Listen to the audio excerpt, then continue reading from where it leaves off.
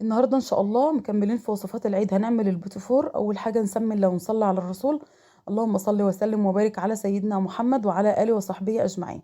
ندخل كده نشوف المقادير والطريقه. معايا 4 كوبايات من الدقيق، اخد عليهم كوبايتين من السمنه وكوبايه من السكر وعلبه من الفانيليا واتنين بيضه. الكوبايه اللي بتعايري بها الدقيق عايري بها السمنه، عايري بها السكر، مهما كان حجم الكوبايه اللي هتعايري بها الدقيق عايري بها السمنه. لو كوبايه صغيره لو كوبايه كبيره عايري بها السمنه.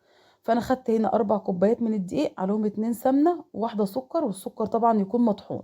هضرب السكر مع السمنه كده في العجان لحد ما السكر يدوب مع السمنه بتاعتنا. طبعا لو عايزه تعملي البوتفور بزبده برضو مفيش اي مشكله، اعمليه بزبده، المتاح عندك اعملي بيه. بس احنا هنعمله بسمنه وهيطلع في منتهى الجمال. خدت كده رشه من الملح على الدقيق، وبعد كده خدت معلقه صغيره خالص من البيكنج باودر.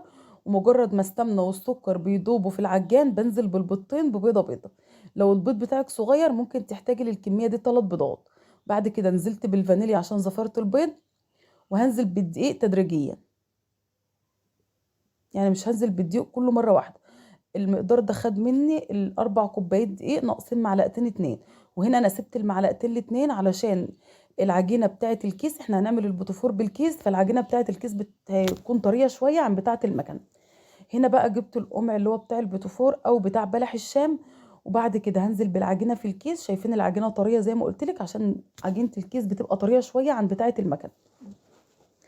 هبدا بقى اقطع على الصينيه اللي انت هتستخدميها، ما تدهناش اي ماده دهنيه، لان البيتوفور في الماده الدهنيه بتاعته، فمش محتاج ان انت تدهنيه. وهعمل الشكل اللي انتوا شايفينه بتاع القمع بتاع البيتوفور، بيديكي شكل الورده. هدخل البيتوفور الفرن معاكم ان شاء الله، مش هيفرش معانا ولا اي حاجه، هيطلع في منتهى الجمال.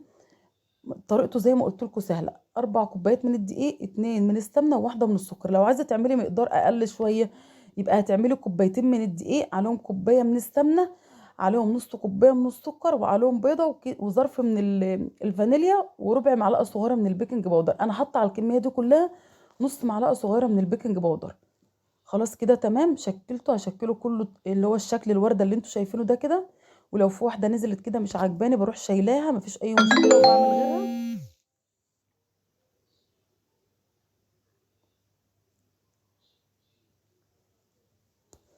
خلاص كده هندخله الفرن على درجة حرارة 170 على الرف اللي في النص. مجرد ما بياخد لون خفيف كده من تحت بنخرجه على طول من الفرن.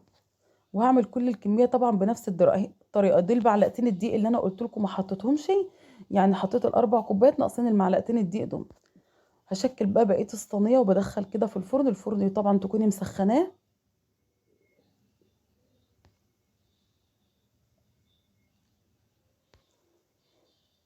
لو عجبتك الوصفة ما تنسيش تعملي لايك وشير وسبسكرايب وتفعلي الجرس عشان يوصلك كل الفيديوهات الجديدة.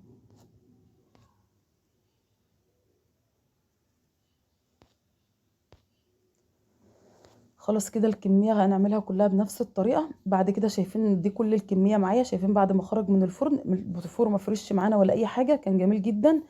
معايا هنا بقى فرماسيل شوكولاتة وفرماسيل الوان وجوز هند. وده شوكولاتة خام اللي هي بتاعة المطبخ، مسيحاها كده على حمام بخار من المية. ومعايا مربى مشمش حطاها في كيس حلواني.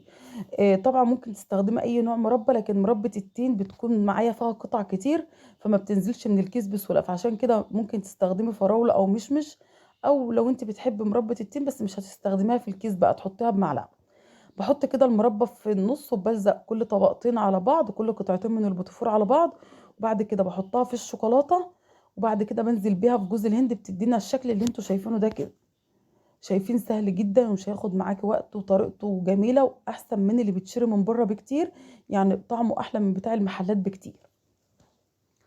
هكمل كل الكمية طبعا كده، هحطها في الشوكولاتة وبعد كده هحط في الفرماسيل. يعني هعمل شوية بالجوز الهند وشوية بالفرماسيل.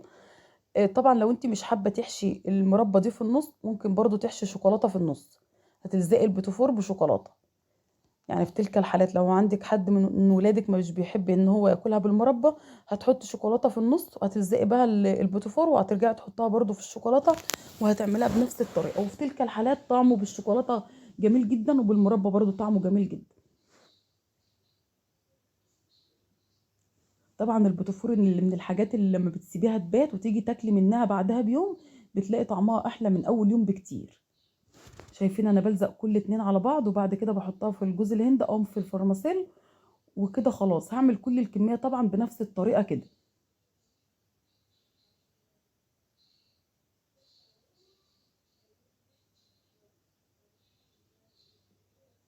خلاص هكمل كل الكمية كده بنفس الطريقة.